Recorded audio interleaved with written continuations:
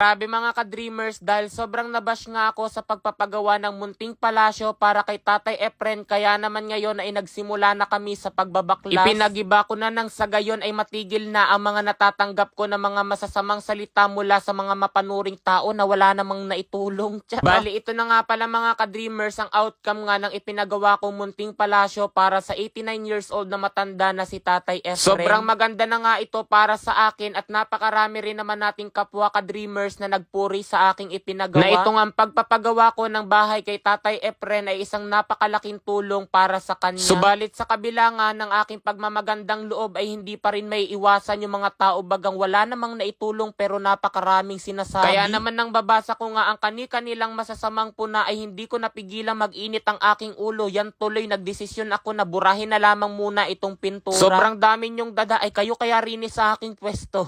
Sa sobrang galing nga ng mga bashers ko, pati itong aking pagpipintura dito sa munting palasyo ni Tatay Efren ay hindi pinalampas. Keso tinipid ko raw tapos napakaputla ng aking pagkakapintura at halos makita pa rin ang plywood. Tapos wala nga raw tamang direksyon at hindi nga raw ganyan ang tamang pagpipintura. Ay tamo kayo, hindi nyo naman inaayos ang panonood. Diba gat sinabi ko sa inyo na wala nga akong kaalaman sa ganire? Kumbaga ginagawa ko nga ito hindi lamang sa content kundi para tumulong nga kay Tatay Efren kasi yung katulad nyo mga tao wala na nga magawa ay nagpupuna pa ng ganire. At alam nyo ba mga ka-dreamers, may ilan-ilan din nagsasabi nga sa comment section na masipag matulungin at mabait lamang daw ako kapag may camera. Tapos ginagawa ko nga lamang daw ito para sa akin content nang sa ganun ay pagkakitaan ko nga raw si Tatay. Abay baka naman yung mga nagsasabi niyan ay inggit pikit lamang kasi kapag kayo ang tumulong tapos i-video nyo walang manonood sa inyo kasi 0 followers kayo. Huy.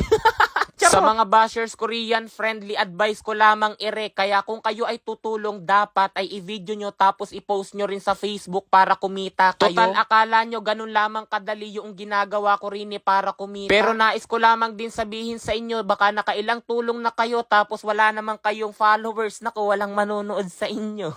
Akala nyo palagi ay easy money lamang dito sa social media pero hindi ganoon bago nyo iyon marating. O ayan ha, sinisimula na ang pagbabaklas nitong munting palasyo ni Tatay nang sa gayon ay hindi nyo na nga ako baka naman kapag natapos ko na itong sirain at baklasin ay ganyan na naman kayo, darating na naman kayo sa comment section sasabihin ninyo ay ang samakot sinira ko pare. Abay daig ninyo pa ang panahon sapagkat napakahirap unawain pabago-bago kayo. Bali patapos na nga pala ang pagbabaklas nitong bahay na ipinagawa ko. Naalis na ni namang Lando ang bubong, dingding at pilar, ngayon naman itong haligi. Syempre nakapanghihinayang naman sapagkat hindi ko nga alam kung saan ko muna ito gagamitin kaya naman napagdesisyonan ko na ibalik na lamang din itong kokolamber. Sobrang mahal pa naman ng ganire dito sa amin kaya naman ibabalik ko na lamang para maibalik din ang aking ibinili. O baka naman sabihin ninyo napakasama ko sa ginawa ko nga na pagpapagiba ng bahay ni Tatay Efren. Ay ano na kapag ganyan pa rin yung nabasa ko manggigigil na talaga ako sa inyo ho. Charot.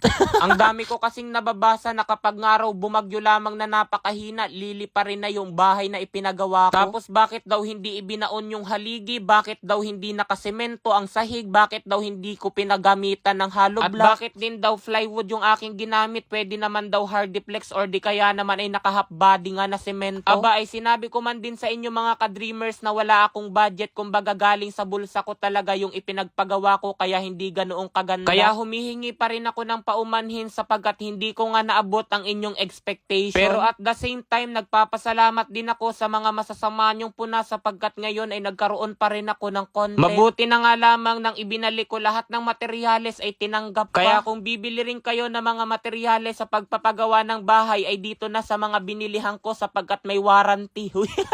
O ayan, naibalik ko na lahat ng materyales na ginamit ko at ito na rin ang bahay ni Tatay Efren na inabutan ko. Ibinalik ko na yung dating bahay ni Tatay Efren na sinasabi nyo nga na higit na mas matibay pa kumpara dun sa aking ipinagawa. O di kayo magaling uy. Charot. Grabe mga ka-dreamers, tignan nyo kung magkano ang aking napanaluhan. Ayan na, 62,000. O, di ba mga ka-dreamers, napakadali lamang kumita rito kay PH Mines. Kaya kung nais nyo rin kumita at maglaro, nasa comment section lang ang link para mag-register. Huwag kalimutan mag-take ng screenshot at ilagay iyan sa comment section sapagkat mamimigay tayo ng 500. Ngayon mga ka-dreamers, ipakikita ko sa inyo kung paano ako kumikita rito sa paglalaro sa Super Ace. Dito kay Super Ace mga ka-dreamers, kailangan nyo lamang pindutin itong nasa gitna at mag-i-spin na siya. Maaari na kayong manalo ng napakalaking halaga.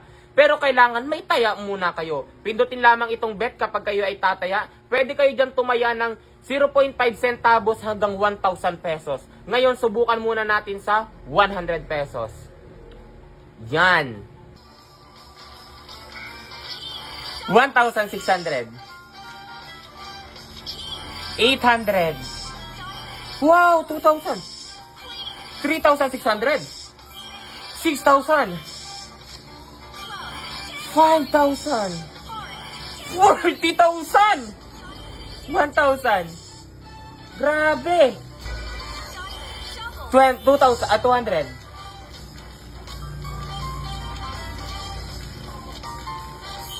600.